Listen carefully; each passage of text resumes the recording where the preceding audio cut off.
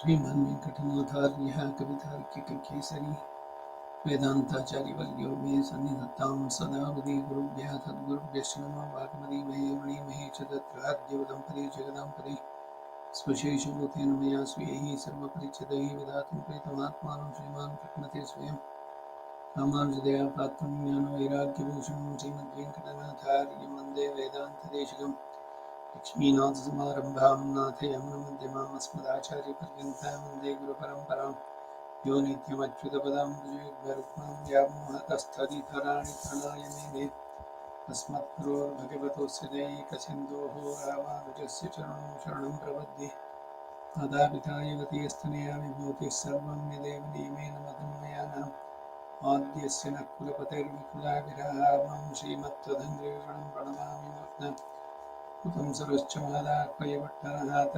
श्रीभक्तिसारकुलशेखरयोगिवाहान् भक्ताङ्घ्रिरेणुपरकालेतीन्द्रमिश्रान् हिमत्पराङ्कुशमुनिं प्रणतोऽस्मि नित्यम्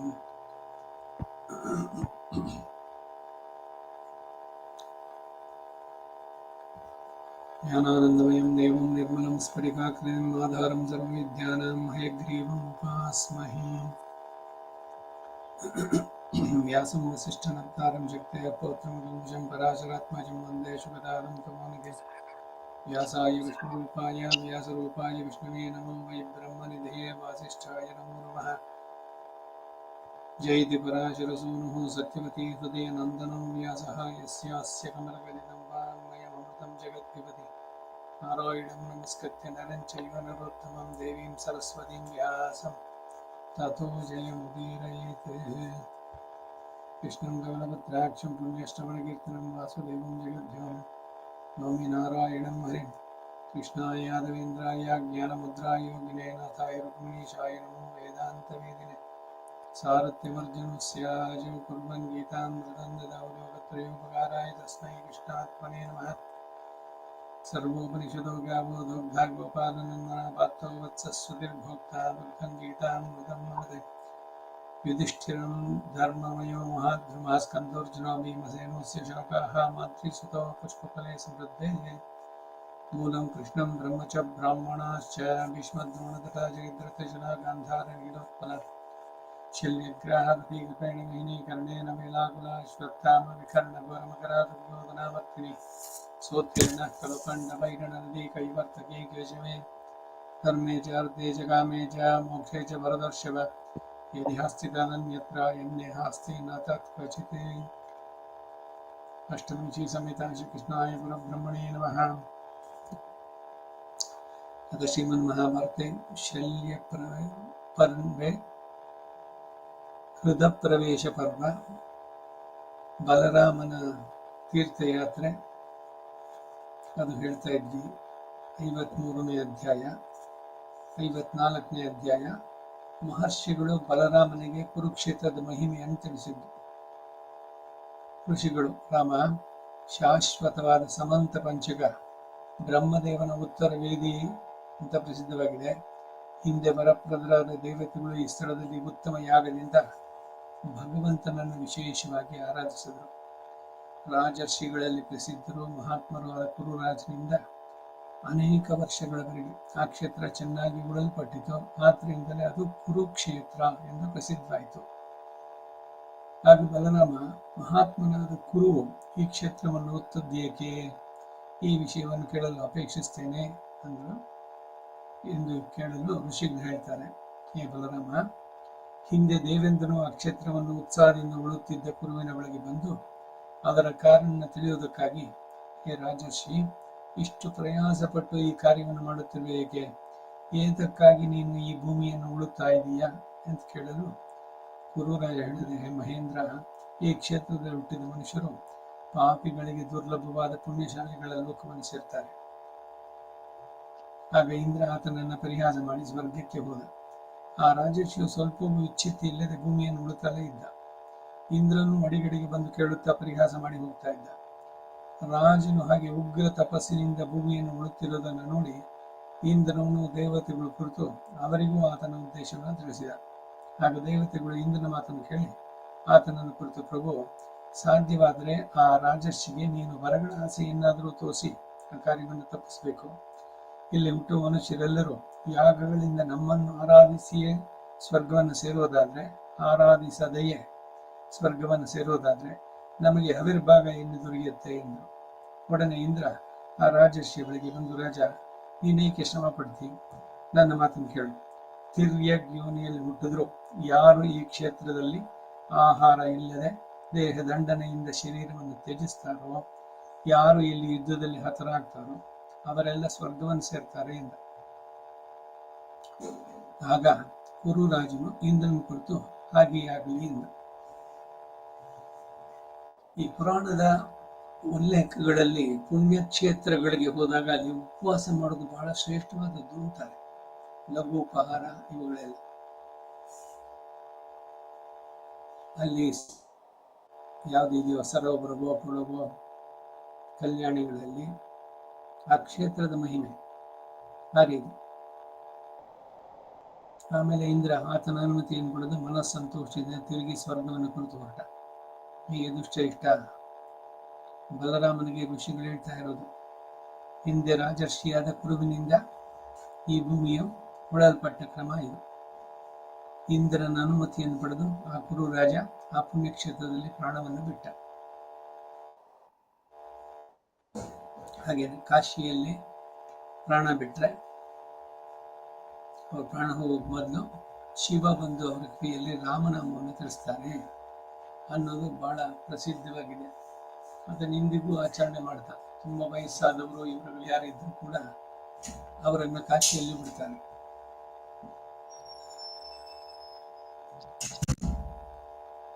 ಎಂಬತ್ತೆರಡು ಘಟ್ಟಗಳಿದೆ. ಘಾಟ್ ಅಂತಾರದನ್ನ, 80 ಘಾಟ್ ಅಂತ. ಆರಂಭದಲ್ಲೇನೆ ಹನುಮಾನ್ ಘಾಟ್, ಅಲ್ಲಿ ಸ್ನಾನ. ಅದಾದ್ಮೇಲೆ ಇನ್ನಷ್ಟು ಉದ್ದಕ್ಕೂ ದೂರಕ್ಕೆ ಒಂದೊಂದು ಸೋಪಾನ ಕಟ್ಟೆಗಳು, ಅಂದ್ರೆ ಮೆಟ್ಟಲುಗಳು ಇದೆಲ್ಲ ಇದೆ ಇಳಿಯೋಕೆ. ಆ ಮಣಿಕರ್ಣಿಕಾ ಘಾಟಿನಲ್ಲಿ ದಹನ ಸಂಕ್ರಿಯೆ ನಡೆಯುತ್ತೆ. ಹರಿಶ್ಚಂದ್ರ ಘಾಟ್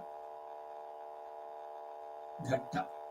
ಹಾಗೆ ಅಲ್ಲಿ ಒಂದು ಶವ ಬರ್ನ್ ಆಗಿ ದಹನವಾಗಿ ಮುಗುವಷ್ಟರಲ್ಲಿ ಇನ್ನೊಂದು ರೆಡಿಯಾಗಿ ಬರುತ್ತೆ. ಸಾಗಿ ಬರ್ತಾ ಇರೋದು ಅಂತ ಎಲ್ಲ ಪುರಾಣದ ಹಿನ್ನೆಲೆಗಳಲ್ಲಿ ಬರುವಂತ. ಹಾಗೆ ಈ ಕುರುಕ್ಷೇತ್ರದಲ್ಲಿ ಯಾರು ಪ್ರಾಣ ಬಿಟ್ರೆ ಅವರಿಗೆ ಸ್ವರ್ಗ ಸಿಗುತ್ತೆ ಅಂತ, ಮೋಕ್ಷ ಸಿಗುತ್ತೆ ಅಂತಿಲ್ಲ, ಸ್ವರ್ಗ. ಈ ಸ್ಥಳ ಇಂದ್ರನಿಂದಲೂ ಬ್ರಹ್ಮಾದಿ ದೇವತೆಗಳಿಂದಲೂ ಆಧರಿಸಲ್ಪಟ್ಟಿದೆ. ಇದಕ್ಕಿಂತಲೂ ಶ್ರೇಷ್ಠವಾದ ಪುಣ್ಯಕ್ಷೇತ್ರ ಈ ಭೂಮಿಯಲ್ಲಿ ಬೇರೊಂದಿಲ್ಲ, ಮುಂದೆ ಹುಟ್ಟುವುದೂ ಇಲ್ಲ. ಈ ಕ್ಷೇತ್ರದಲ್ಲಿ ಉಗ್ರ ತಪಸ್ಸನ್ನು ಮಾಡುವರೆಲ್ಲರೂ ದೇಹಾವಸಾನದಲ್ಲಿ ಬ್ರಹ್ಮಲೋಕವನ್ನು ಸೇರ್ತಾರೆ. ಯಾವ ಪುಣ್ಯ ಪುರುಷರು ಈ ಸ್ಥಳದಲ್ಲಿ ದಾನ ಮಾಡ್ತಾರೋ ಅವರ ದಾನ ಅತಿ ಶೀಘ್ರದಲ್ಲಿ ಸಹಸ್ರಗುಣವಾಗುತ್ತೆ. ಯಾರು ಈ ಸ್ಥಳದಲ್ಲಿ ನಿತ್ಯವೂ ಒಳ್ಳೆಯ ಕಾರ್ಯಗಳಲ್ಲಿ ಮನಸ್ಸುಳ್ಳವರಾಗ್ತಾರೋ ಅವರು ಯಮನ ನಿವಾಸವನ್ನು ಯಾವಾಗಲೂ ನೋಡೋದಿಲ್ಲ. ಯಾವ ರಾಜರು ಇಲ್ಲಿ ಮಹಾಯಾಗಗಳಿಂದ ದೇವತೆಗಳನ್ನು ಪೂಜಿಸ್ತಾರೋ ಅವರಿಗೆ ಪ್ರಪಂಚ ಇರುವವರೆಗೂ ಸ್ವರ್ಗವಾಸ ನಿಶ್ಚಯ. ಹೇ ಬಲರಾಮ, ದೇವರಾಜನಾದ ಇಂದ್ರನು ಇದೇ ಸ್ಥಳದಲ್ಲಿ ಕುರುಕ್ಷೇತ್ರ ಸಂಬಂಧವಾಗಿ ಹೇಳಿದ ಒಂದು ಗಾದೆ ಉಂಟು. ಮನುಷ್ಯನು ಎಷ್ಟೇ ಪಾಪಿಯಾಗಿದ್ರೂ ಗಾಳಿಯಿಂದ ತೂರಿಸಲ್ಪಡುವ ಕುರುಕ್ಷೇತ್ರದ ಬೂದಿ ಕೂಡ ಆತನನ್ನು ಅತ್ಯುತ್ತಮವಾದ ಸದ್ಗತಿಗೆ ಸೇರಿಸುತ್ತೆ. ಯಾವ ಮನುಷ್ಯನು ನಾನು ಕುರುಕ್ಷೇತ್ರಕ್ಕೆ ಹೋಗುವೆನೋ, ಆ ಕ್ಷೇತ್ರದಲ್ಲಿ ವಾಸ ಮಾಡ್ತೇನೆ ಅಂತ ಸಂಕಲ್ಪಿಸ್ತಾನೋ ಆತನೂ ಕೂಡ ಸ್ವರ್ಗವನ್ನು ಸೇರ್ತಾನೆ. ಕುರುಕ್ಷೇತ್ರವನ್ನು ಸೇರಿದವು ನಾವು ಕುರುಕ್ಷೇತ್ರದಲ್ಲಿದ್ದು ಅಲ್ಲಿ ಮೌನ ವ್ರತವನ್ನ, ಸ್ಥಿರಾಸನವನ್ನ, ಧ್ಯಾನವನ್ನ ಮಾಡ್ತೇವೆ ಎಂದು ಆಗಾಗ ಮನಸ್ಸಿಂದ ನೆನೆಸಿದ್ರು, ಬಾಯಲ್ಲಿ ಹಂಬಲಿಸಿದ್ರು ಕೂಡ ಅಂಥವನು ಆ ಕ್ಷೇತ್ರಕ್ಕೆ ಎಷ್ಟೇ ದೂರದಲ್ಲಿದ್ರು ಸಮೀಪದಲ್ಲಿ ಇದ್ದರೂ ನಿಜವಾಗಿ ಸ್ವರ್ಗವನ್ನು ಪಡೀತಾನೆ ಎಂಬುದೇ ಆ ಗಾದೆ ಅರ್ಥ. ಈ ನರೋತ್ತಮ, ಇಲ್ಲಿ ದೇವಶ್ರೇಷ್ಠರು, ಬ್ರಾಹ್ಮಣರು, ನೃಗನೆ ಮೊದಲಾದ ರಾಜಶ್ರೇಷ್ಠರು ದೊಡ್ಡ ಯಾಗಗಳಿಂದ ಪರಮಾತ್ಮನನ್ನು ಆರಾಧಿಸಿ ದೇಹ ಅವಸಾನದಲ್ಲಿ ಸದ್ಗತಿಯನ್ನು ಪಡೆದರು. ತರಂತುಕೆ ಮತ್ತು ರಂತುಕೆಗಳೆಂಬ ಎರಡು ನದಿಗಳಿಗೂ, ರಾಮ ಹ್ರದಗಳಿಗೂ, ಮಚಕೃಕ ತೀರ್ಥಕ್ಕೂ ನಡುವಣ ಈ ಕುರುಕ್ಷೇತ್ರದಲ್ಲಿ ಸಮಂತ ಪಂಚಕವು ಬ್ರಹ್ಮದೇವನ ಉತ್ತಮ ವೇದಿ ಎಂದು ಪ್ರಸಿದ್ಧವಾಗಿ ಮಂಗಳಕರವಾಗಿದೆ, ಮಹಾಪುಣ್ಯಕರವಾದದ್ದು. ಇದರಲ್ಲಿ ಸ್ವರ್ಗದಲ್ಲಿಯ ಗುಣಗಳೆಲ್ಲ ಇದೆ. ಆದ್ದರಿಂದ ಇಲ್ಲಿ ಯುದ್ಧದಲ್ಲಿ ಕೊಲ್ಲಲ್ಪಡುವ ಅರಸರೆಲ್ಲರೂ ಯಾವಾಗಲೂ ಅಕ್ಷಯವಾದ ಪುಣ್ಯಗತಿಯನ್ನು ಪಡೆಯುತ್ತಾರೆ ಎಂದು ಇಂದನು ಬ್ರಹ್ಮಾದಿಗಳು ಹೇಳಿದ್ದಾರೆ. ತ್ರಿಮೂರ್ತಿಗಳು ಅದನ್ನು ಅಂಗೀಕರಿಸಿದ್ದಾರೆ ಅಂತಂದು. ಇಲ್ಲಿಗೆ 54ನೇ ಅಧ್ಯಾಯ. ಅಷ್ಟಮೈಷಿ ಸಮೇತ ಶ್ರೀಕೃಷ್ಣಾಯ ಪರಬ್ರಹ್ಮಣೇ ನಮಃ. 55ನೇ ಅಧ್ಯಾಯ. ಬಲರಾಮನು ಮಿತ್ರವರುಣಾಶ್ರಮದಲ್ಲಿದ್ದಾಗ ನಾರದನಿಂದ ಭೀಮನಿಗೂ ದುರ್ಯೋಧನಿಗೂ ಗದಾಯುದ್ಧ ಪ್ರಾರಂಭವಾದದ್ದನ್ನು ಕೇಳಿ ಅದನ್ನು ನೋಡುವ ಕುತೂಹಲದಿಂದ ಕುರುಕ್ಷೇತ್ರಕ್ಕೆ ಅಭಿಮುಖವಾಗಿ ಹೊರಟಿದ್ದು. ತೀರ್ಥಯಾತ್ರೆಗೆ ಹೋಗಿದ್ದ ಬಲರಾಮ ಅಲ್ಲಿಂದ ವಾಪಸ್ ಬರಬೇಕಾದ್ರೆ ಅವನು ನಡೆಸಿದಂತ ಸಂದರ್ಶನ ಮಾಡಿದ ತೀರ್ಥಕ್ಷೇತ್ರಗಳು, ಪುಣ್ಯಕ್ಷೇತ್ರಗಳ ಬಗ್ಗೆ ಹೇಳ್ತಾ ಬಂದಿದ್ದ.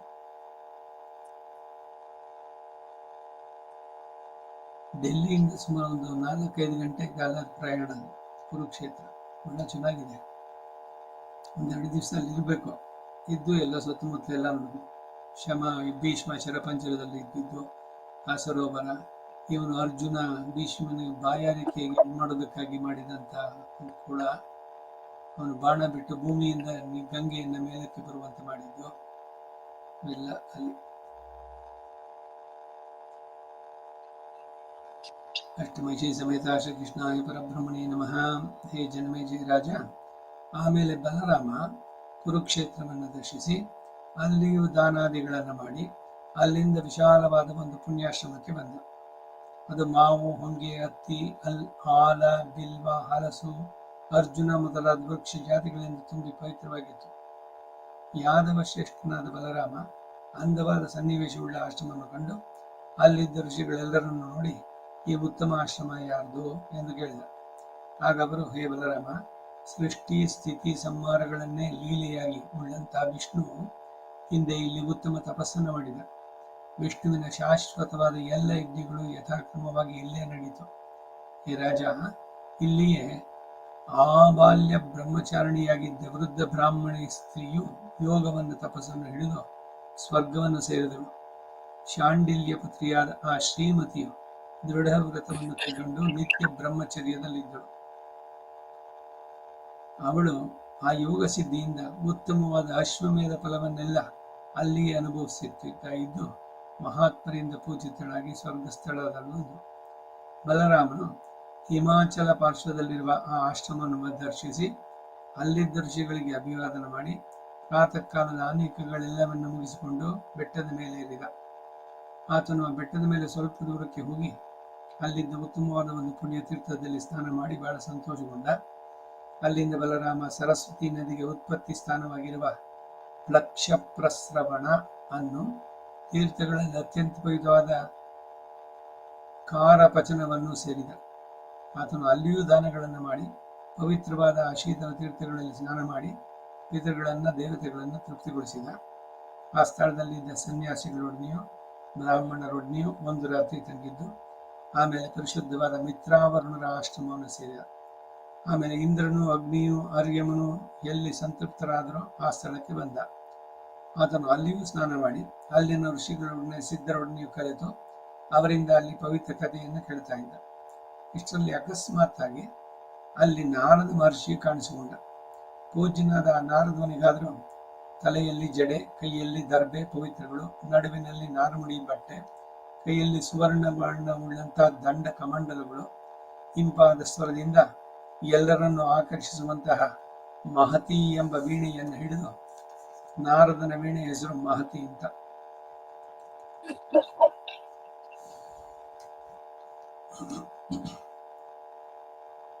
ಗಾನ ನರ್ತನಗಳಲ್ಲಿ ನಿಪುಣನು, ದೇವ ಬ್ರಾಹ್ಮಣ ಪೂಜಿತನು, ಲೋಕಕ್ಷೇಮಕ್ಕಾಗಿ ಯಾವಾಗಲೂ ಕಲಹಕಾರಣನಾದಂಥ ನಾರದನು ಬಂದೊಡನೆ ಬಲರಾಮನ ಮೇಲಿದ್ದು ಆತನನ್ನು ಪೂಜಿಸಿ ಕೌರವರ ವೃತ್ತಾಂತವನ್ನು ಹಿಡಿದ. ಪುರಾಣಗಳ ಉಲ್ಲೇಖದಲ್ಲಿ ಇದು ಬರುತ್ತೆ. ನಾವಿದನ್ನೆಲ್ಲ ಗೌಣವಾಗಿ ನೋಡಬೇಕು. ಕಲಹ ಕಾರಣ, ಜಗಳ ಮಾಡೋದು ಅಂತ ಅಂದ್ಬಿಟ್ಟು ಅದಕ್ಕೆ ಜಗಳ ಗಂಟ, ಯಾರಾದ್ರು ಜಗಳ ಮಾಡುವ ಇದು ಮಾಡಿದ್ರೆ ಏನೋ ನಾರದ ಕಣು ಅಂತಾರೆ. ಹಿಂದೆನೂ ಕೂಡ ಒಂದ್ಸಲ ಹೇಳಿದೆ, ನಾರದ ಭಕ್ತಿ ಸೂತ್ರಗಳನ್ನು ಬರೆದವನು. ಭಕ್ತಿಯನ್ನ ಪ್ರಚುರ ಮಾಡೋದಕ್ಕೆ ಪ್ರಧಾನವಾಗಿ ಎಲ್ಲ ಕಡೆಯಿಂದಲೂ ಅವನು ಮಾಡಿದ ಎಲ್ಲ ಕೆಲಸಗಳು ಲೋಕಕ್ಕೆ ಕಲ್ಯಾಣಕರವಾದದ್ದೇ ಹೊರತು ಒಬ್ರಿಗೊಬ್ರಿಗೆ ತಂದಾಕೋದಲ್ಲ.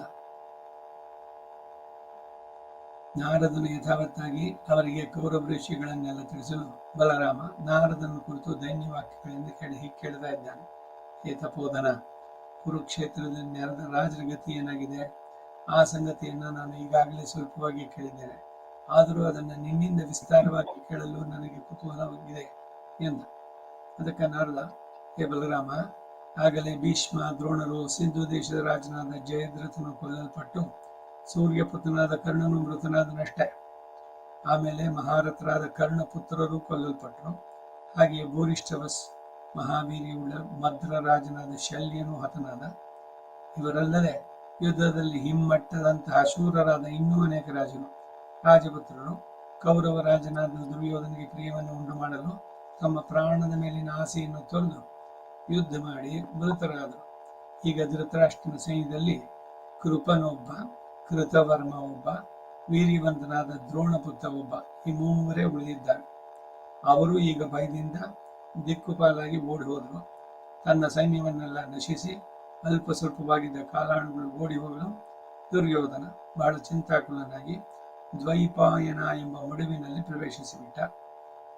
ಜಲಸ್ತಂಭನ ಮಾಡಿ ಆ ಜಲದಲ್ಲಿ ಮಲಗಿದ್ದ ದುರ್ಯೋಧನ ಇದ್ದಲ್ಲಿಗೆ ಪಾಂಡವರು ಕೃಷ್ಣನೊಡನೆ ಬಂದು ಮಹಾಕ್ರೂರ ವಾಕ್ಯಗಳಿಂದ ಅವನನ್ನು ವ್ಯಥೆಪಡಿಸಿದರು. ಬಲಶಾಲಿಯು ವೀರನೂ ಆದ ದುರ್ಯೋಧನ ಆ ತೆರೆದ ಕ್ರೂರ ವಾಕ್ಯಗಳನ್ನು ವ್ಯಥೆಗೊಂಡು ದೊಡ್ಡ ಗದೆಯನ್ನು ಕೈಯಲ್ಲಿ ಹಿಡಿದು ಮಡುವಿನಿಂದ ಎದ್ದು ಬಂದ. ನೀರೊಳಗಿರ್ದುಂ ಬೆಮರ್ತನ್ ಉರಗ ಪತಾಕಂ ಅಂತ ಕುಮಾರವ್ಯಾಸ. ನೀರಿನಲ್ಲಿದ್ದು ಬೆವರದನನ್ನು ಅವನಿಗೆ ಅಷ್ಟು ಕೋಪ ಬಂತು. ಅವನನ್ನೇ ಅಷ್ಟು ತೀಕ್ಷ್ಣವಾಗಿ ಪಾಂಡವರು ಅವನ ಪೌರುಷ ಪರಾಕ್ರಮಕ್ಕೆ ಧಿಕ್ಕರಿಸಿ ಹೇಳಿದ್ದು ಅವನಿಗೆ ಕೋಪ. ದುರಭಿಮಾನದಲ್ಲಿ ಅದಕ್ಕೆ ದುರ್ಯೋಧನ ಹೇಳು. ನೀರಿನಿಂದ ಎದ್ದು ಬಂದ. ಈಗ ಆತನು ಭೀಮಸೇನರೊಡನೆ ಯುದ್ಧ ಮಾಡೋದಕ್ಕಾಗಿ ಬಂದು ನಿಂತಿದ್ದಾನೆ. ಇನ್ನು ಅವರಿಬ್ಬರಿಗೂ ಭಯಂಕರವಾದ ದೊಡ್ಡ ಯುದ್ಧ ನಡೆಯುತ್ತೆ. ಹೇ ಬಲರಾಮ, ನಿನಗೆ ನೋಡುವ ಅಪೇಕ್ಷೆ ಇದ್ರೆ ಈಗಲೇ ಹೊರಡು, ವಿಳಂಬ ಮಾಡಬೇಡ. ನಿನ್ನ ಶಿಷ್ಯರಿಬ್ಬರ ಘೋರ ಯುದ್ಧವನ್ನು ನೋಡು ಎಂದ. ನಾರದ ಮಹರ್ಷಿ ಹೇಳಿದ್ದು ಬಲರಾಮನಿಗೆ.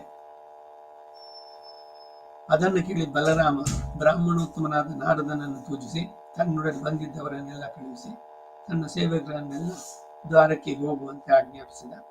ಆಮೇಲೆ ಆತನು ಹಿಮಾಚಲ ಪರ್ವತದಲ್ಲಿರುವ ಮಂಗಳಕರವಾದ ಪ್ಲಕ್ಷಪ್ರಸ್ರವಣ ಎಂಬ ತೀರ್ಥದಿಂದ ಕೆಳಗೆ ಇಳಿದು ಆ ತೀರ್ಥದ ಮಹತ್ವವನ್ನು ಕೇಳಿ ಬ್ರಾಹ್ಮಣರ ಸನ್ನಿಧಿಯಲ್ಲಿ ಈ ಶ್ಲೋಕವನ್ನು ಹೇಳಿದ. ಸರಸ್ವತಿ ನದಿಯ ತೀರದಲ್ಲಿ ವಾಸ ಮಾಡುವುದರಿಂದ ಉಂಟಾಗುವ ಸಂತೋಷಕ್ಕೆ ಸಮಾನವಾದ ಸಂತೋಷ ಎಲ್ಲಿದೆ? ಸರಸ್ವತಿ ತೀರವಾಸದಿಂದಾಗುವ ಗುಣಕ್ಕೆ ಸಮಾನವಾದ ಗುಣ ಎಲ್ಲಿದೆ? ಸರಸ್ವತಿ ನದಿಯನ್ನು ಸೇವಿಸಿದ ಜನರೆಲ್ಲರೂ ಸ್ವರ್ಗಗತಿಯನ್ನು ಹೊಂದುತ್ತಾರೆ. ಸರಸ್ವತಿಯನ್ನೇ ಯಾವಾಗಲೂ ಸ್ಮರಿಸ್ತಾರೆ. ಸರಸ್ವತಿ ನದಿಗಳಲ್ಲೆಲ್ಲ ಪವಿತ್ರವಾದ್ದು. ಇದು ಪ್ರಪಂಚಕ್ಕೆಲ್ಲ ಮಂಗಳವನ್ನು ಉಂಟು ಮಾಡುವುದು. ಸರಸ್ವತಿ ನದಿಯನ್ನು ಸೇರಿದ ಜನರು ಇಹಪರಗಳೆರಡರಲ್ಲಿಯೂ ಎಂದೆಂದಿಗೂ ದುಃಖಕ್ಕೆ ಒಳಗಾಗುವುದಿಲ್ಲ ಎಂದೇ ಅದರ ಭಾವ. ಅದು ಶ್ಲೋಕ ಅಲ್ಲಿದೆ, ಶ್ಲೋಕದ ಅರ್ಥವನ್ನು ಕೊಟ್ಟಿದ್ದಾರೆ. ಆಮೇಲೆ ಬಲರಾಮ ಸಂತೋಷದಿಂದ ಆ ಸರಸ್ವತಿ ನದಿಯನ್ನೇ ಅಡಿಗಡಿಗೆ ನೋಡುತ್ತಾ ಉತ್ತಮ ಅಶ್ವಗಳುಳ್ಳ ತನ್ನ ಬಿಳಿ ರಥದ ಮೇಲೆ ಏರಿ ಶಿಷ್ಯರ ಅನ್ಯೋನ್ಯ ಯುದ್ಧವನ್ನ ನೋಡೋದಕ್ಕಾಗಿ ವೇಗದಿಂದ ಬಂದ. ಈ ಜನಮೇಜಯ ಹೀಗೆ ಆ ಘೋರ ಯುದ್ಧ ನಡೆಯಿತು ಎಂದ. ಮಹಾಭಾರತದಲ್ಲಿ ಕಡೆಯಲ್ಲಿದ್ದರೆ ಯುದ್ಧದ ಇವುಗಳಲ್ಲಿ. ಆಗ ಧೃತರಾಷ್ಟ್ರ ದುಃಖದಿಂದ, ಹೇ ಸಂಜಯ, ಗದಾಯುದ್ಧ ಸಮೀಪಿಸಿರುವಾಗ ಬಲರಾಮನು ಆ ಸ್ಥಳಕ್ಕೆ ಬಂದಿರುವುದನ್ನ ಕೇಳಿ ನನ್ನ ಮಗನಾದ ದುರ್ಯೋಧನ ಹೇಗೆ ಭೀಮನನ್ನ ಎದುರಿಸಿ ಯುದ್ಧ ಮಾಡಿದನೋ ಅದನ್ನೆಲ್ಲ ತಿಳಿಸು ಅಂತ ಕೇಳಿದ. ಇಲ್ಲಿಗೆ 55ನೇ ಅಧ್ಯಾಯ. ಅದರ ಜೊತೆಗೆ ಹೃದ ಪ್ರವೇಶ ಪರ್ವವು ಕೂಡ ಸಂಪನ್ನವಾಯಿತು. ಮುಂದೆ ಗದಾಯುದ್ಧ ಪರ್ವ 56ನೇ ಅಧ್ಯಾಯ. ಭೀಮ ದುರ್ಯೋಧನರಿಬ್ಬರು ಕೂಡ ಗದಾಯುದ್ಧಕ್ಕೆ ಸಿದ್ಧರಾಗಿದ್ದರು. ಅಷ್ಟಮೈಷಿ ಸಮೇತ ಶ್ರೀಕೃಷ್ಣಾಯ ಪರಬ್ರಹ್ಮಣೇ ನಮಃ.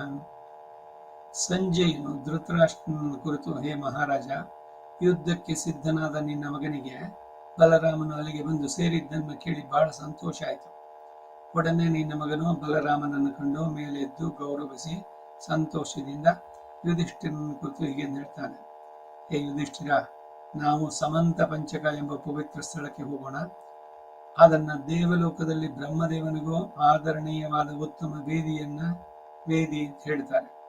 3 ಲೋಕಕ್ಕೂ ಪವಿತ್ರತಮವಾಗಿ ಶಾಶ್ವತ ಎನಿಸಿದ ಆ ಕ್ಷೇತ್ರದಲ್ಲಿ ಸತ್ತವರಿಗೆ ನಿಶ್ಚಯವಾಗಿಯೂ ಸ್ವರ್ಗಗತಿ ಉಂಟು. ಆದ್ದರಿಂದ ನೀನು ಅಲ್ಲಿಯೇ ಯುದ್ಧದಲ್ಲಿ ಮೃತನಾಗಿ ಸ್ವರ್ಗಗತಿಯನ್ನು ಹೊಂದು ಎಂದ.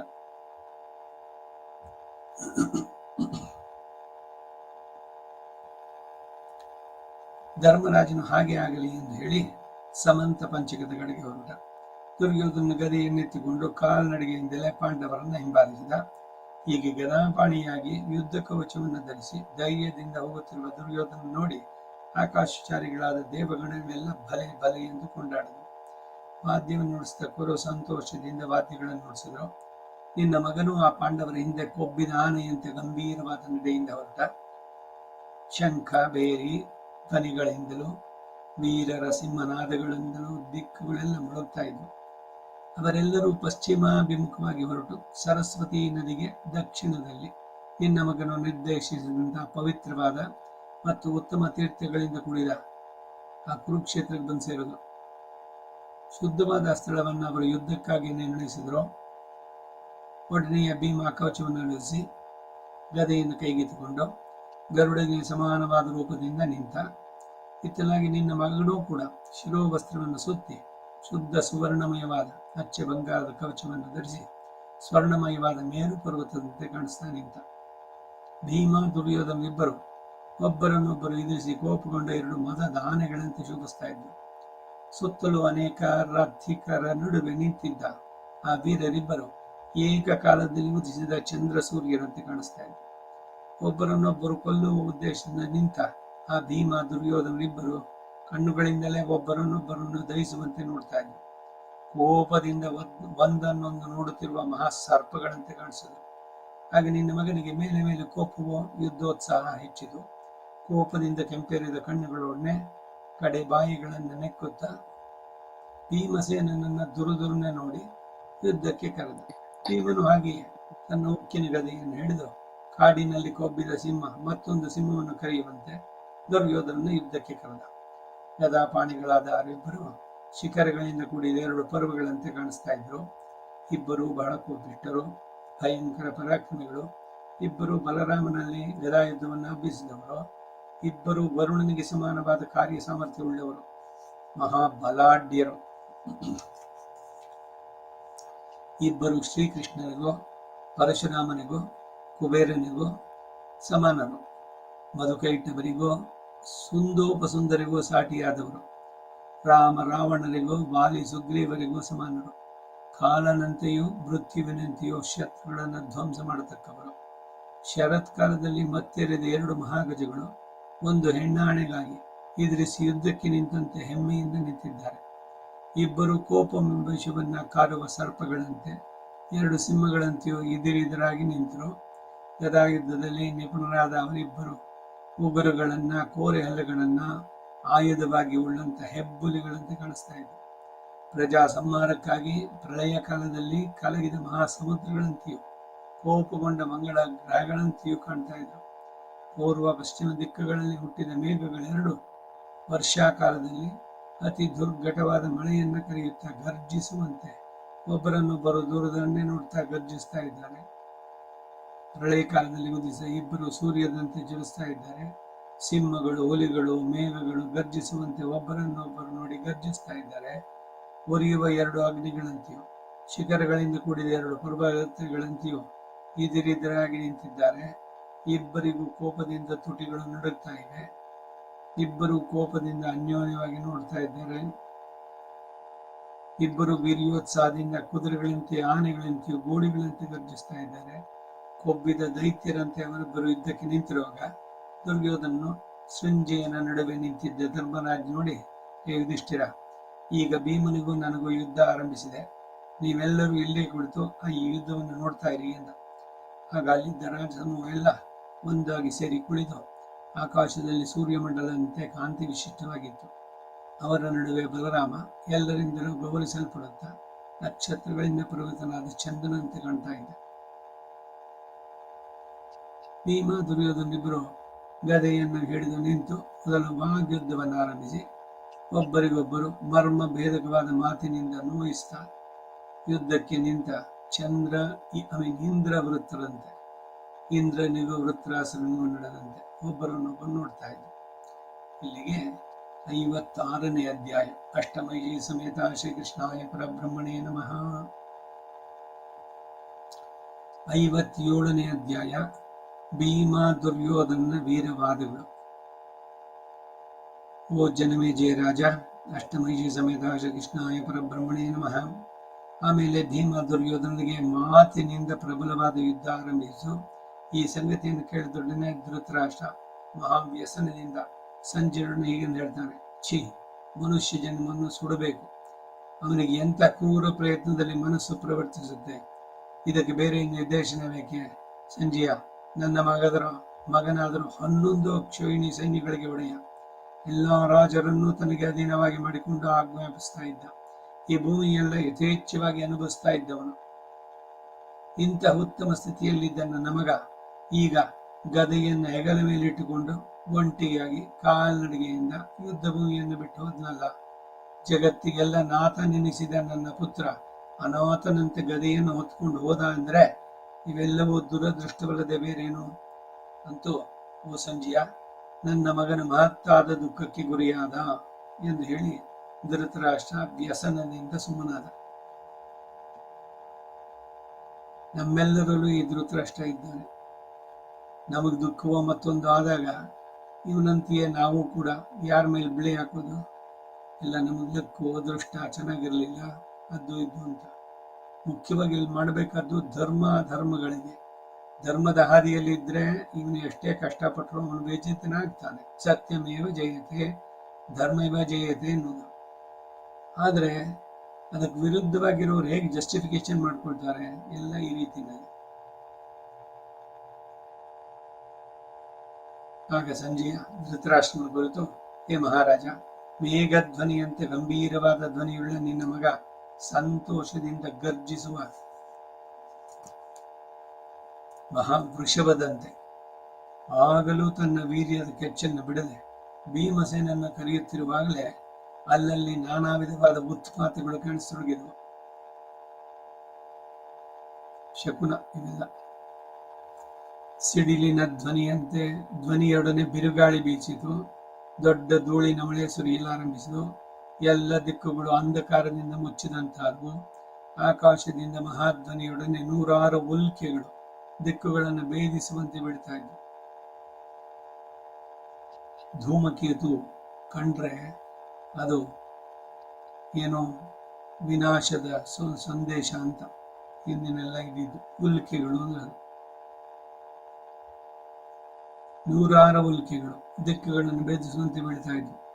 ಪರ್ವಕಾಲವಿಲ್ಲದಿದ್ದಾಗ ರಾಹು ಸೂರ್ಯನನ್ನು ಹಿಡಿದಂತೆ ಗ್ರಹಣ ಕಾಣಿಸಿತು.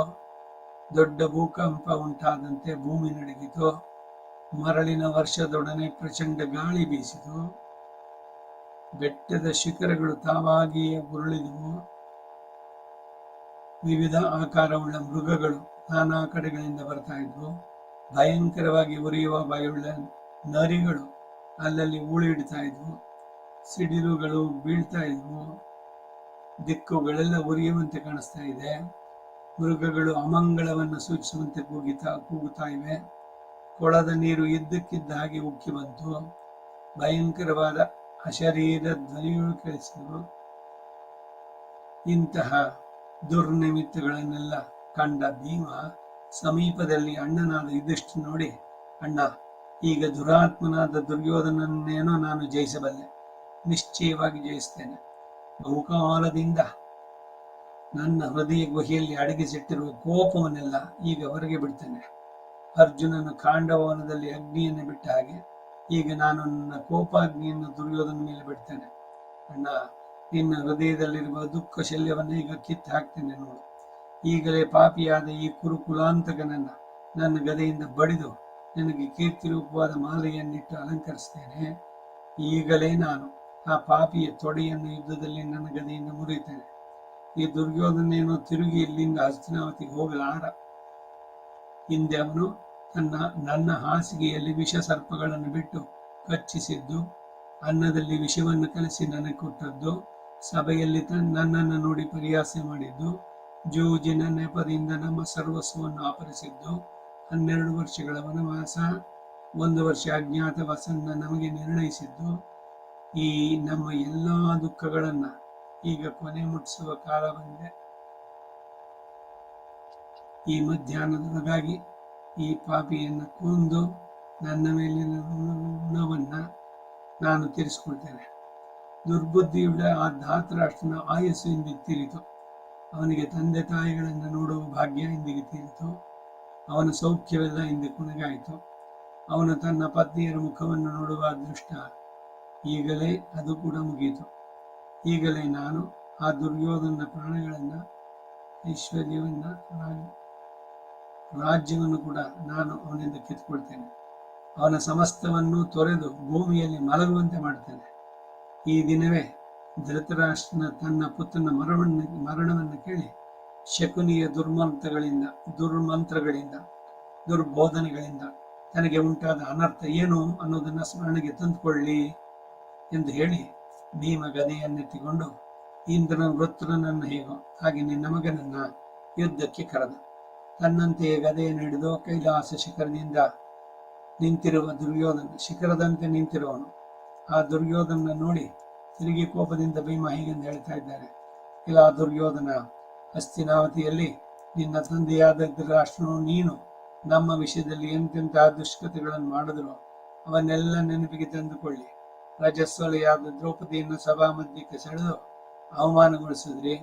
ನೀನು ಆ ಶಕುನಿಯು ಸೇರಿ ಜೂಜಿನಲ್ಲಿ ನಮ್ಮ ರಾಜರನ್ನ ವಂಚಿಸಿದ್ರಿ. ಕಾಡಿನಲ್ಲೂ ನಮ್ಮನ್ನು ನಾನಾ ವಿಧವಾದ ದುಃಖಗಳಿಗೆ ಎಡೆ ಮಾಡಿದ್ರಿ. ನಾವು ಕಣ್ಣಿಗೆ ಕಾಣಿಸದೆ ತಲೆಮರೆಸಿಕೊಂಡು ವಿರಾಟ ನಗರದಲ್ಲಿ ಇದ್ದಾಗಲೂ ಕೂಡ ನಮಗೆ ಎಷ್ಟೋ ವಿಧದಿಂದ ಉಪದ್ರವಗಳನ್ನು ಕೊಟ್ಟರು. ಹೇ ದುರ್ಯೋಧನ, ಅದನ್ನೆಲ್ಲ ಈಗ ಕಕ್ಕಿಸ್ತೇನೆ. ದೈವಾಧೀನದಿಂದ ನೀನು ನನ್ನ ಕಣ್ಣಿಗೆ ಸಿಕ್ಕಿದ್ದೀಯೆ. ಇಲ್ಲ ಈ ದುರ್ಮತಿ, ನಿನ್ನ ದಶೆಯಿಂದಲೇ ರತಿಕ ಶ್ರೇಷ್ಠನು ಗಂಗಾ ಪುತ್ರನೂ ಆದಂತಹ ನಮ್ಮ ಪಿತಾಮಹ ಶಿಖಂಡಿಯಿಂದ ಹತನಾಗಿ ಬಾಣದ ಹಾಸಿಗೆಯಲ್ಲಿ ಮಲಗಿದ್ದಾನೆ. ನಿನ್ನ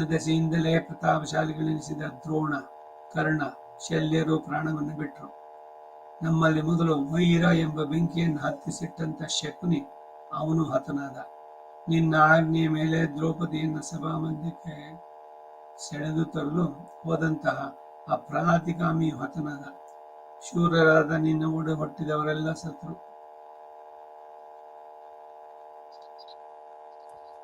ಇನ್ನು ಅನೇಕ ರಾಜರು ನಿನ್ನ ದಶೆಯಿಂದ ಮೃತರಾದರು.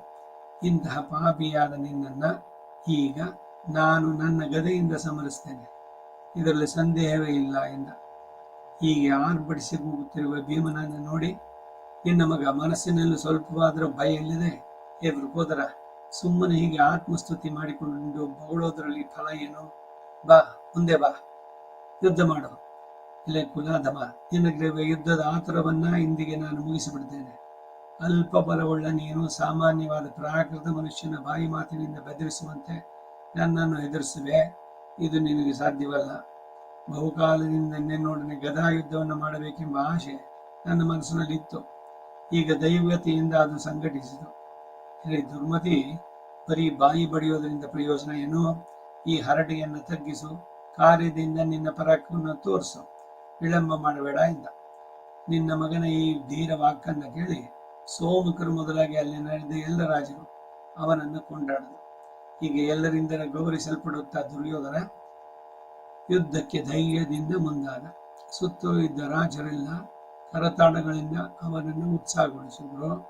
ಇಷ್ಟರಲ್ಲಿ ಮಹಾಬಲವುಳ್ಳ ಭೀಮನು ಕೂಡ ಗದೆಯನ್ನು ಎತ್ತಿಕೊಂಡು ಬಲಾಢ್ಯನಾದ ನಿನ್ನ ಮಗನನ್ನು ಎದುರಿಸಲು ಬಂದ. ಆಗ ಪಾಂಡವ ಸೈನ್ಯದಲ್ಲಿ ಜಯೋತ್ಸಾಹದಿಂದ ಆನೆಗಳು ಗರ್ಜಿಸಿದವು, ಕುದುರೆಗಳು ಸಂತೋಷದಿಂದ ಕೆರೆದವು, ಶಸ್ತ್ರಗಳು ಕಾಂತಿಯಿಂದ ಜೋಸ್ತಾ ಇದ್ದವು.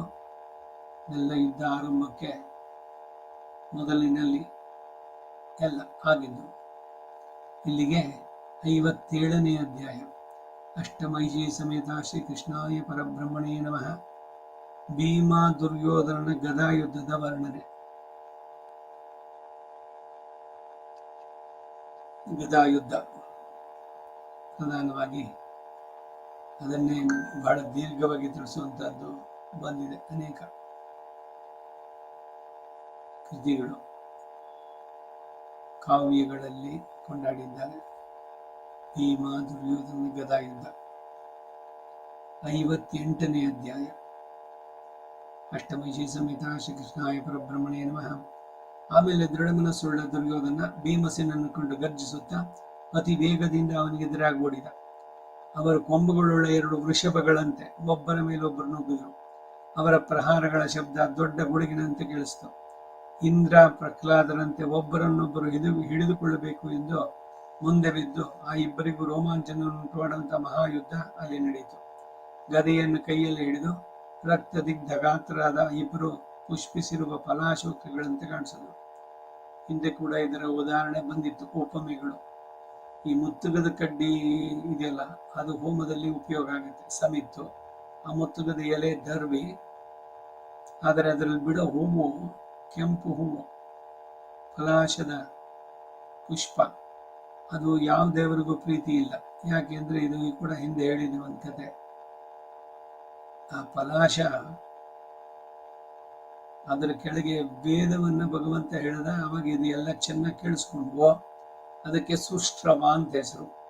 ಸುಶ್ರವ ಅಸಿ ಬ್ರಹ್ಮಚರ್ಯದಲ್ಲಿ ಫಲಾಶ ದಂಡಗ್ರಹಣ. ಆ ಸಂದರ್ಭದಲ್ಲಿ ನೀನು ಹೇಗೆ ಎಲ್ಲವನ್ನು ಚೆನ್ನಾಗಿ ಕೇಳಿಸಿಕೊಂಡ್ಯೋ ಹಾಗೆ ನನ್ನನ್ನು ಕೂಡ ಒಳ್ಳೆಯ ಕೇಳುಗನನ್ನಾಗಿ ಮಾಡು. Good listener. ಏನಾದ್ರು ವಿದ್ಯೆಯನ್ನು ಕಲಿಬೇಕಾದ್ರೆ ಮೊದಲು ಚೆನ್ನಾಗಿ ವಿದ್ಯಾರ್ಜನೆ ಅಂದ್ರೆ ಅದನ್ನ ಕೇಳಿ ಗ್ರಹಿಸುವಂತ ಶಕ್ತಿ ಇರಬೇಕು. ಆಮೇಲೆ ವಾದ ಪ್ರತಿವಾದಗಳು, ಅದೇಗೆ ಸರಿ ಹೀಗೆ ಅಂತಂದ್ಬಿಟ್ಟೆಲ್ಲ ಇವೆಲ್ಲ ಬರೋದು ಒಂದೊಂದರಲ್ಲೂ. ಹೀಗೆ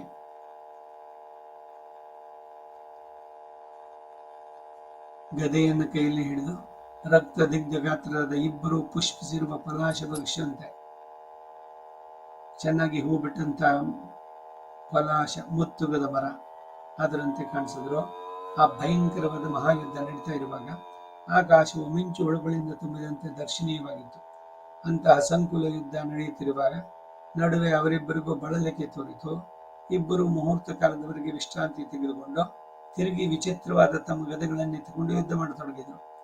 ಹೆಣ್ಣಾನೆಯ ನಿಮಿತ್ತವಾಗಿ ಹೋರಾಡುವ ಎರಡು ಗಂಡಾನೆಗಳಂತೆ ಸಮಾನ ವೀರ್ಯವುಳ್ಳ ಅವರಿಬ್ಬರು ಕೈಯಲ್ಲಿ ಗದೆಯನ್ನೆತ್ತಿ ನಿಂತಿರುವುದನ್ನು ನೋಡಿ ದೇವ, ದಾನವ, ಗಂಧರ್ವರೆಲ್ಲರೂ ಕೂಡ ಬೆರಗಾದರು. ಎಲ್ಲಾ ಪ್ರಾಣಿಗಳು ಅವರ ಜಯದಲ್ಲಿ ಸಂಶಯ ಹುಟ್ಟಿತು. ಪರಸ್ಪರ ಸಹೋದರರಾಗಿದ್ದು ಅವರು ಒಬ್ಬರನ್ನೊಬ್ಬರು ಕೊಲ್ಲುವುದಕ್ಕಾಗಿ ಹೊಂಚಾಗ್ತಾ ಇದ್ರು.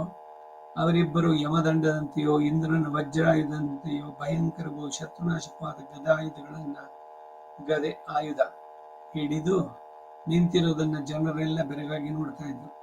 ಯುದ್ಧದಲ್ಲಿ ಭೀಮನು ಗದೆಯನ್ನು ಸುತ್ತಿಸುವಾಗ ಒಂದು ಮುಹೂರ್ತ ಕಾಲದವರೆಗೆ ಘೋರವಾದ ಶಬ್ದ ಉಂಟಾಯಿತು.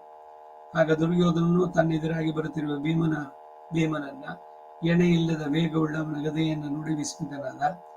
ವೃಕೋದರನಾದರೂ ವಿಚಿತ್ರ ಮಂಡಲ ಸಂಚಾರಗಳಿಂದ ನೋಡುವರಿಗೆ ಆಶ್ಚರ್ಯವನ್ನು ಉಂಟು ಮಾಡುತ್ತಾ ಕಾಣಿಸ್ತಾ ಇದ್ದ. ಆಹಾರಕ್ಕಾಗಿ ಹೊಂಚು ಹಾಕುವ ಎರಡು ಬೆಕ್ಕುಗಳಂತೆ ಅವರಿಬ್ಬರು ಒಬ್ಬರನ್ನೊಬ್ಬರು ಕೊಲ್ಲುವ ಪ್ರಯತ್ನದಿಂದ ಹೊಂಚಾಗ್ತಾ ಇದ್ದರು.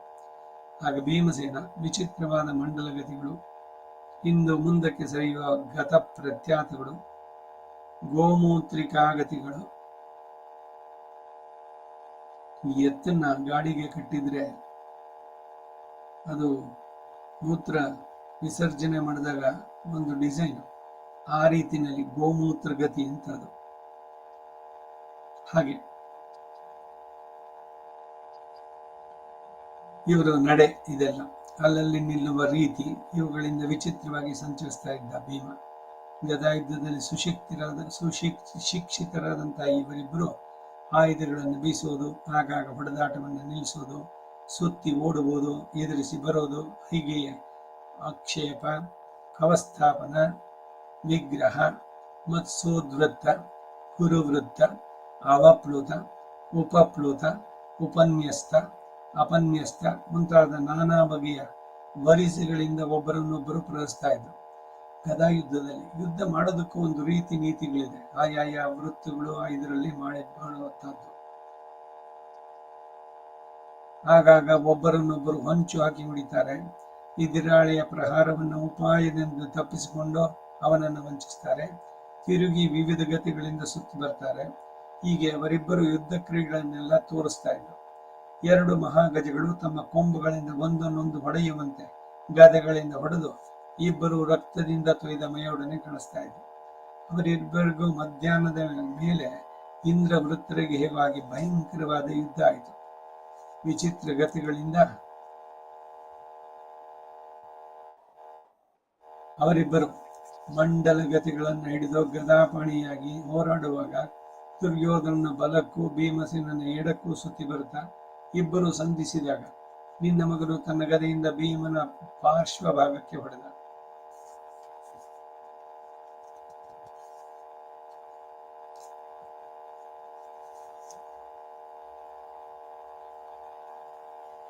ಆದರೇನು ಭೀಮ ಆ ಪ್ರಹಾರವನ್ನು ಲಕ್ಷ್ಯ ಮಾಡದೆ ತನ್ನ ಮಹಾಗದೆಯನ್ನು ಕೈಯಿಂದ ಸುತ್ತಿಸ್ತಾ ಇದ್ದ. ಇಂದ್ರನ ವಜ್ರದಂತೆಯೋ ಯಮದಂಡದಂತೆಯೋ ಘೋರವಾಗಿ ಭೀಮನ ಕೈಯಲ್ಲಿ ಆಡ್ತಿದ್ದ ಗದೆಯನ್ನು ನೋಡಿ ಎಲ್ಲರಿಗೂ ಭೀತಿ ಹುಟ್ಟಿತು. ಗದೆಯನ್ನು ಬೀಸುತ್ತಾ ಬರುವ ಭೀಮನನ್ನು ನೋಡಿದೊಡನೆ ನಿನ್ನ ಮಗನು ಕೋಪದಿಂದ ತನ್ನ ಗದೆಯನ್ನು ಸುತ್ತಿಸುತ್ತಾ ಮುಂದೆ ಬಂದ. ನಿನ್ನ ಮಗನ ಆ ಗದೆಯನ್ನು ಸುತ್ತಿಸಿದಾಗ ಉಂಟಾದ ಗಾಳಿಯ ವೇಗದಿಂದಲೇ ಭಯಂಕರವಾದ ಶಬ್ದ ಉಂಟಾಯಿತು. ಆ ಗದೆಯಿಂದ ಕಿಡಿಗಳು ಹೊರಡಲಾರಂಭಿಸಿದವು. ವಿವಿಧ ಗತಿಗಳಿಂದ ಸುತ್ತಿ ಸುತ್ತಿ ಬರುತ್ತಿದ್ದ ನಿನ್ನ ಮಗನ ಭೀಮನಿಗಿಂತಲೂ ಮೇಲೆ ಎಂಬ ಭಾವನೆ ಜನಗಳ ನೋಡ್ತಾ ಇತ್ತು. ಅದರಂತೆ ಅತ್ತಲಾಗಿ ಭೀಮನು ಬೀಸ್ತಾ ದೊಡ್ಡ ಗದೆಯಿಂದ ಭಯಂಕರ ಶಬ್ದ, ಉಗ್ರ ಜ್ವಾಲೆ ಹೊರಡ್ತಾ ಇದ್ವು. ದುರ್ಯೋಧನ ಆ ಅಯೋಮಯವಾದ ತನ್ನ ಗದೆಯನ್ನು ತಿರುಗಿಸುತ್ತಾ ಬಂದ. ಆ ದುರ್ಯೋಧನ ಗದಾ ವೇಗ ಪಾಂಡವರಿಗೂ ಸಾತ್ವಿಗೆ ಮೊದಲಾದವರಿಗೂ ಭೀತಿಜನಕವಾಯಿತು. ಅಯಸ್ ಅಂತಂದ್ರೆ ಕಬ್ಬಿಣದಿಂದ ಮಾಡಿದಂತ ಗದೆಗಳು ಎಲ್ಲ. ದುರ್ಯೋಧನ ಗದಾ ವೇಗ ಪಾಂಡವರಿಗೂ ಸಾತ್ವಿಗೆ ಮೊದಲಾದವರಿಗೂ ಭೀತಿಜನಕವಾಯಿತು. ಕೊನೆಗೆ ಭೀಮ ದುರ್ಯೋಧನರಿಬ್ಬರು ಕೂಡ ಸಮೀಪಿಸಿ ಒಬ್ಬರನ್ನೊಬ್ಬರು ಗದೆಯಿಂದ ಹೊಡೆದರು. ಯುದ್ಧಕ್ಕೆ ಎದೆಗೊಟ್ಟು ನಿಶ್ಚಲನಾಗಿ ನಿಂತ ಭೀಮನನ್ನು ನೋಡಿ ನಿನ್ನ ಮಗನು ಆಶ್ಚರ್ಯ ಗದೆಗಳಿಂದ ಮೇಲೆ ಮೇಲೆ ಪ್ರಹರಿಸುವುದಕ್ಕೆ ಹೊಂಚು ಹಾಕಿ ಬರ್ತಾ ಇದ್ದ. ಇಷ್ಟರಲ್ಲೇ ಭೀಮನ ಕೋಪದಿಂದ ದುರ್ಯೋಧನ ಗದೆಯಿಂದ ತನ್ನ ಗದೆಯಿಂದ ಹೊಡೆದದ್ದು. ಆ ಎರಡು ಗದೆಗಳ ಸಂಘಟ್ಟನದಿಂದ ಉಂಟಾದ ಶಬ್ದ, ಅದರಿಂದ ಉಂಟಾಗುವ ಕಿಡಿ ಎರಡು ವಜ್ರಾಯುಧಗಳ ಅನ್ಯೋನ್ಯ ಘಾತದಿಂದ ಉಂಟಾದ ಶಬ್ದದಂತೆ ಭಯಂಕರವಾಯಿತು. ಭೀಮನ ಗದಾ ಪ್ರಯೋಗದಿಂದ ಭೂಮಿಯು ಗಡಗಡನೆ ನಡುಗಿತು. ಆ ಗದೆಯಿಂದ ತನ್ನ ಗದೆ ವೇಗ ಪ್ರತಿಹತವಾದದ್ದನ್ನು ನೋಡಿ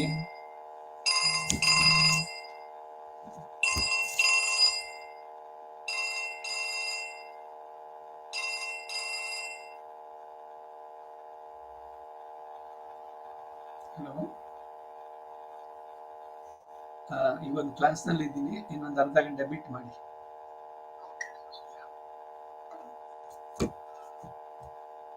ಅತ್ಯಂತ ಕೋಪಾವಿಷ್ಟನಾಗಿ ದುರ್ಯೋಧನ ಗದೆಯನ್ನು ಎಡಪಾರ್ಶ್ವದಿಂದ ಸುತ್ತಿ ಭಯಂಕರವಾಗಿ ಆ ಗದೆಯಿಂದ ಭೀಮನ ತಲೆ ಮೇಲೆ ಹೊಡೆದ. ಆ ಪ್ರಹಾರ ವೇಗಕ್ಕೂ ಭೀಮನು ಸ್ವಲ್ಪವೂ ಕದಲದೆ ನಿಂತ. ಹಾಗೆ ಗದೆಯಿಂದ ಹೊಡೆಯಲ್ಪಟ್ಟಾಗ ಭೀಮನು ತಾನಿದ್ದ ಸ್ಥಳದಿಂದ ಒಂದು ಅಡಿಯಷ್ಟು ಕದಲದೆ ನಿಶ್ಚಲನಾಗಿ ನಿಂತದ್ದನ್ನು ನೋಡಿ ಸೈನ್ಯಗಳೆಲ್ಲ ಆಶ್ಚರ್ಯದಿಂದ ಹೊಗಳಿದವು. ಆಮೇಲೆ ಭಯಂಕರ ಪರಾಕ್ರಮವುಳ್ಳ ಭೀಮ ಬಂಗಾರದಿಂದ ಅಲಂಕೃತವಾದ ತನ್ನ ದೊಡ್ಡ ಗದೆಯನ್ನು ದುರ್ಯೋಧನ ಮೇಲೆ ಪ್ರಯೋಗಿಸಿದ. ದುರ್ಯೋಧನನು ಆ ಪ್ರಹಾರವನ್ನ ತನ್ನ ಸಂಚಾರ ಲಾಘವದಿಂದ ತಪ್ಪಿಸಿಕೊಂಡು ವ್ಯರ್ಥ ಮಾಡಿದ. ಆಗ ಎಲ್ಲರೂ ಆಶ್ಚರ್ಯಪಟ್ಟರು. ಭೀಮನಿಂದ ಪ್ರಯೋಗಿಸಲ್ಪಟ್ಟ ಗದೆ ದೊಡ್ಡ ಸಿಡಿಲಿನಂತೆ ಶಬ್ದಿಸುತ್ತಾ ಬಂದು ಅವನಿಗೆ ವ್ಯರ್ಥವಾಗಿ ಭೂಮಿಯಲ್ಲಿ ಬಿದ್ದಾಗ ಭೂಮಿಯು ನಡುಗಿಬಿಡ್ತು. ಆಗ ದುರ್ಯೋಧನ ಹುಚ್ಚು ಹಿಡಿದವನು ನೆಗೆದಾಡುವಂತೆ ಆಗಾಗ ಮೇಲಕ್ಕೆ ಹಾರುತ್ತಾ ಭೀಮನ ಗದೆ ವಿಫಲವಾಗಿ ಬಿಡುವಂತೆ ಮಾಡಿ ಅವನನ್ನು ವಂಚಿಸಿದ್ದಲ್ಲದೆ ಬಹುಕೋಪದಿಂದ ಭೀಮನ ಎದೆಯನ್ನ ತನ್ನ ಗದೆಯಿಂದ ಹೊಡೆದ. ಆ ಮಹಾಯುದ್ಧದಲ್ಲಿ ನಿನ್ನ ಪುತ್ರನ ಗದೆಯ ಪ್ರಹಾರದಿಂದ ನೊಂದ ಭೀಮ ಏನು ಮಾಡುವುದೆಂದು ತಿಳಿಯದೆ ಸ್ತಬ್ಧನಾಗಿದ್ದ.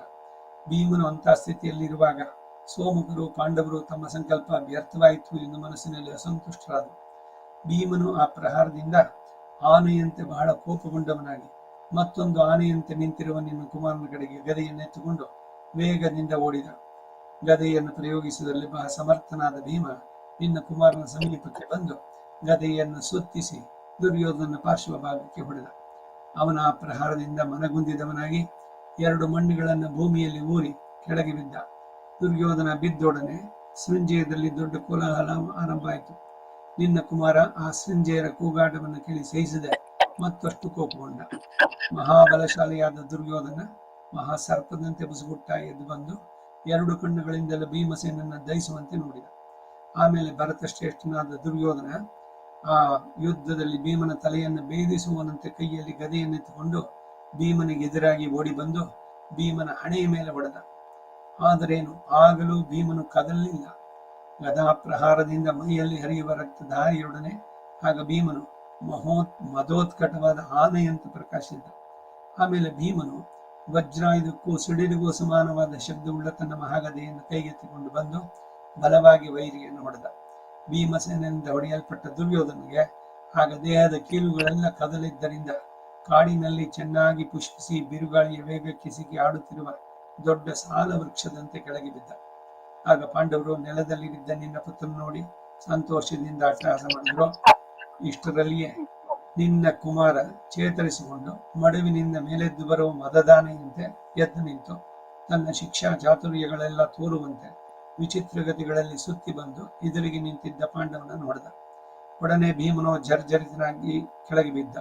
ಆಗ ಕುರುರಾಜನು ಯುದ್ಧದಲ್ಲಿ ಭೀಮನನ್ನು ಕೆಳಗೆ ಕೆಡಹಿದ ಉತ್ಸಾಹದಿಂದ ಸಿಂಹನಾದ ಮಾಡಿದ. ವಜ್ರಾಯುಧಕ್ಕೆ ಸಮಾನವಾದ ಅವನ ಕವಚವನ್ನು ಗದೆಯಿಂದ ಭೇದಿಸಿದ. ಆಗ ಅಂತರಿಕ್ಷದಲ್ಲಿ ದೇವತೆಗಳು ಮತ್ತು ಅಪ್ಸರಸ್ಸುಗಳ ಹಾಹಾಕಾರ ಕೇಳಿಸಿತು. ವಿಚಿತ್ರ ವರ್ಣದ ಪುಷ್ಪ ಸೃಷ್ಟಿಯಾಯಿತು. ಆಗ ಭೂಮಿಯಲ್ಲಿ ಬಿದ್ದಿರುವ ಭೀಮನನ್ನ ಬಲೋತ್ಕಟನಾದ ದುರ್ಯೋಧನನ ದೃಢವಾದ ಆ ಕವಚ ಭಂಗವನ್ನು ಕಂಡು ಶತ್ರುಗಳು ಬಹಳ ಭಯಪಟ್ಟರು. ಆಮೇಲೆ ವೃಕೋದರ ಒಂದು ಮುಹೂರ್ತ ಕಾಲದೊಳಗೆ ಪ್ರಜ್ಞೆಯನ್ನು ಹೊಂದಿ ರಕ್ತಮಯವಾದ ತನ್ನ ಮುಖವನ್ನು ಒರೆಸಿಕೊಂಡು ಕೋಪದಿಂದ ಕಣ್ಣಾಲೆಗಳನ್ನು ತಿರುಗಿಸುತ್ತಾ ಸ್ಥಿರವಾಗಿ ನಿಂತ. ಆಮೇಲೆ ನಕುಲ ಸಹದೇವರು ಸಾತ್ಯಕಿಯು ನಿನ್ನ ಕುಮಾರನನ್ನು ಕೊಲ್ಲಬೇಕೆಂದು ತಾನು ಎಂದು ಮುಂದೆ ಬಂದರು. ಇಷ್ಟರಲ್ಲಿ ಭೀಮನ ಶ್ರಮ ಪರಿಹಾರವನ್ನು ಹೊಂದಿ ಅವರನ್ನು ಹಿಂದಕ್ಕೆ ಕಳಿಸಿ ದೇವರಾಜನು ನಮುಚಿಯನ್ನ ಎದುರಿಸಿದ ಹಾಗೆ ತಾನೇ ನಿನ್ನ ಮಗನ ಎದುರಿಸುವುದ. ಪರಸ್ಪರ ಒಬ್ಬರಿಗೊಬ್ಬರಿಗೆ ಹೊಡೆದಾಟ ಮುಂದುವರೆದಿದೆ. ಇಲ್ಲಿಗೆ 58ನೇ ಅಧ್ಯಾಯ. ಅಷ್ಟಮಹಿಷಿ ಸಮೇತ ಶ್ರೀಕೃಷ್ಣಾಯ ಪರಬ್ರಹ್ಮಣೇ ನಮಃ. ಭೀಮಸೇನ ದುರ್ಯೋಧನ ತೊಡೆಯನ್ನ ಭೇದಿಸಿದ್ದು. ಇದನ್ನ ನಾಳೆ ದಿವಸ ನೋಡೋಣ. ವಸುದೇವ ಸುತಂ ದೇವಂ ಕಂಸ ಚಾಣೂರಮರ್ದನಂ ದೇವಕೀ ಪರಮಾನಂದಂ ಕೃಷ್ಣಂ ವಂದೇ ಜಗದ್ಗುರುಂ कवितार्किक सिंहाय कल्याण गुणशालिने वेंकटेशाय वेदांत गुरवे नमः। वादिद्विपशिरो भंग पंचान्न पराक्रमः श्रीमान् वेंकटनाथार्यश्चिरं विजयतां भुवि। श्रीमते निगमान्त महादेशिकाय नमः। सर्वं श्री वासुदेवार्पणमस्तु।